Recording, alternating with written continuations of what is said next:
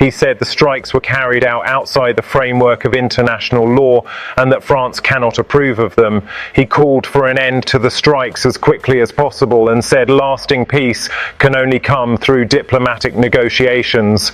And then, having both condemned Iran and criticised the US and Israel, he announced he was sending France's most powerful military asset directly into the theatre.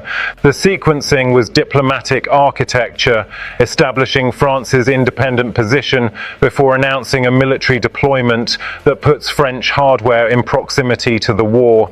The trigger for the deployment is specific and confirmed.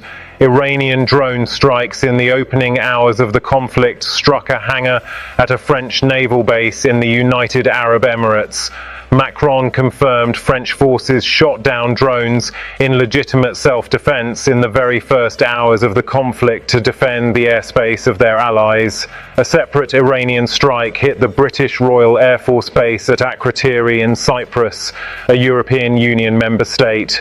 France has binding defensive agreements with the UAE, Qatar and Kuwait through the European Union framework. When Iranian drones struck French assets in the UAE and British assets in an EU member state simultaneously, Macron's position shifted from observer to participant. He did not call it participation, he called it defence. The Charles de Gaulle's confirmed mission has three components. First, air defence and airspace security over Cyprus and French assets in the Eastern Mediterranean.